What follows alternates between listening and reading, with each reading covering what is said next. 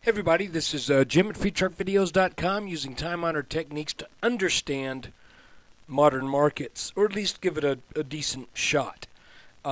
This video is for educational purposes only. It is not intended to be used as any form of actual investment advice. I can draw lines on charts, but you have to draw your own conclusions from your own due diligence and make investment decisions that are suitable for your personal financial situation.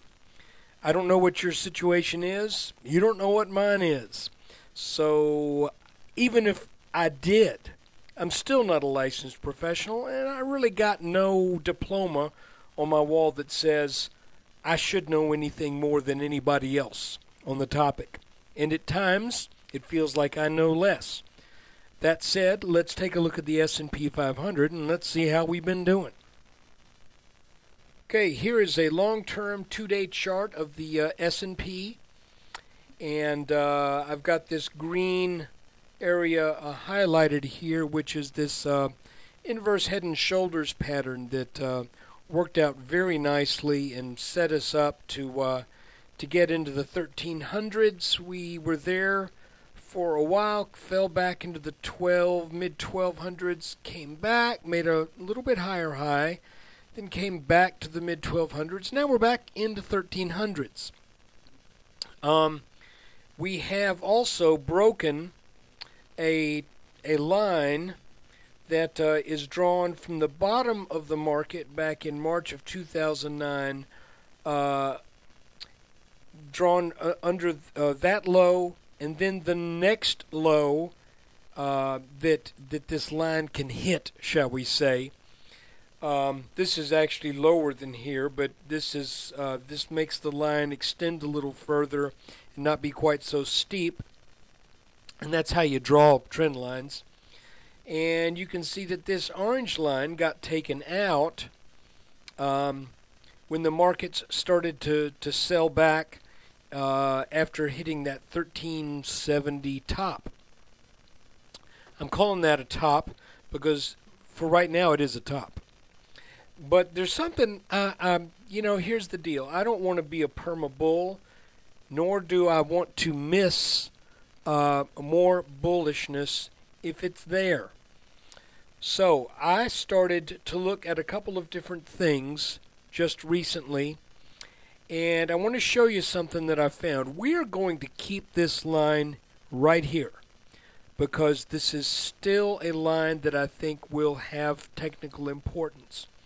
But I've mentioned throughout a number of my videos that one of the mistakes that bears made early on in this market back in early 2009 was they made the mistake of starting all of their analysis with that 2000 March 9 low around 666. All of their attempts to draw a channel started on that line. Started at that level. And frankly, it didn't work. They kept saying, well, look, it's like, okay, well, let me move this back to that low. They'd say, well, there's our channel, which is at a stupid, just a ridiculously stupid incline. If that channel had been working, we'd beat about, 20,000 in the S&P right now. So that was kind of a lame premise to start with. And then they would say, well, no, here's the channel. But you see, everything they did kept busting, and they kept thinking this is the end of it now. But what I did was, early on, I started with roughly with that first reactive move right here. So in other words, we bounced off the bottom, came up, then found support starting right here off of that bottom. And if you do that, you could see that for a few months, that sort of defined a pretty nice little channel. See? Get that going like this.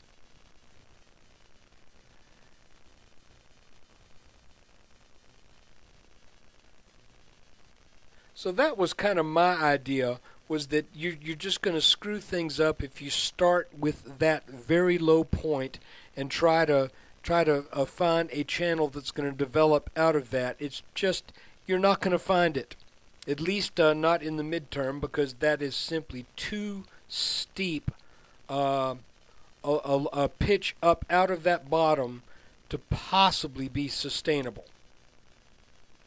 So now, what does that have to do with what's going on today? Well, let me show you something else. If we start there, you know something, actually, it was right there. Where was it?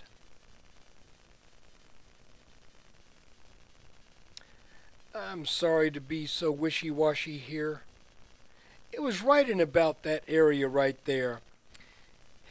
Make a long story short, what I did was, just for jollies, I started on where we bounced here at this bottom, and I extended a line backwards.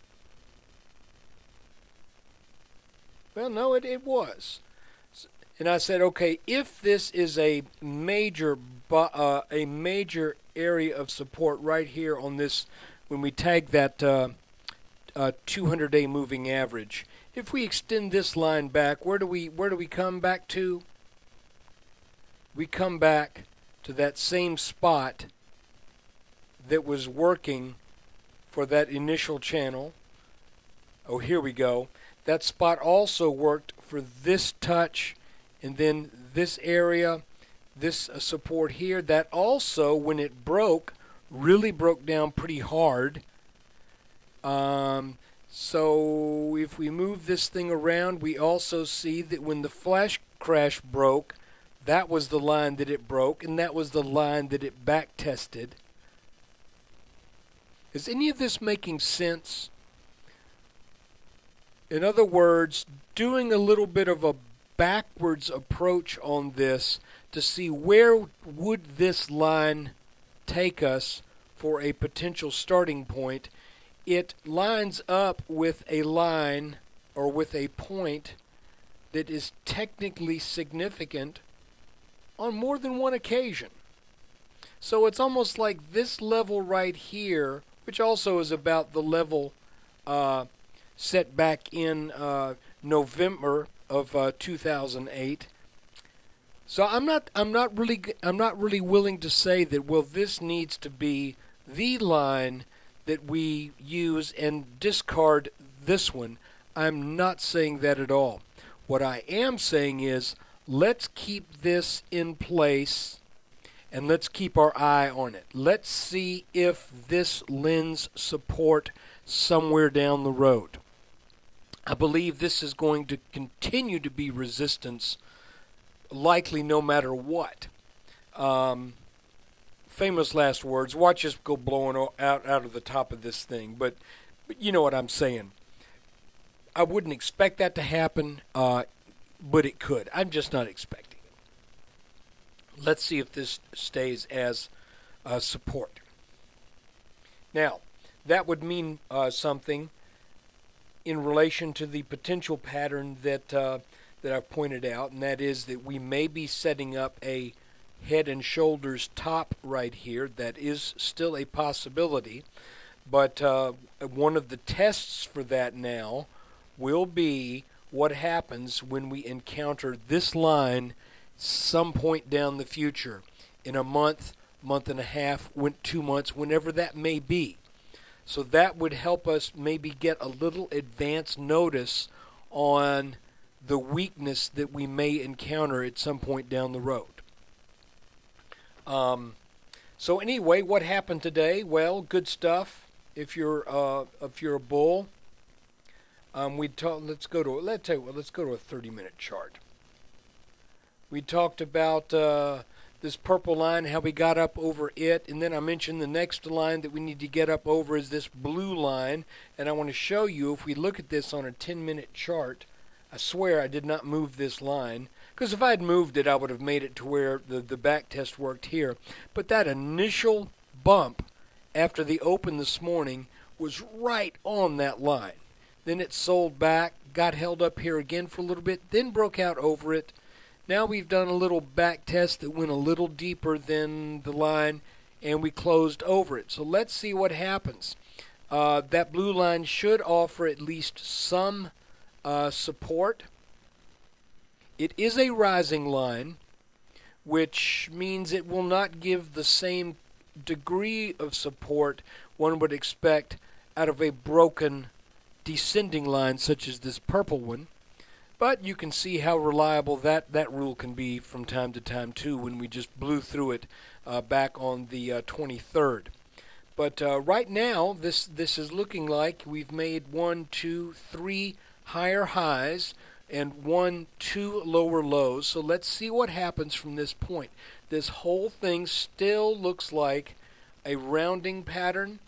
At some point, we've got to come back and probably sell off a bit. The question is, will we attack this blue line up here first, or is this market just going to head on up for that back test of this orange line?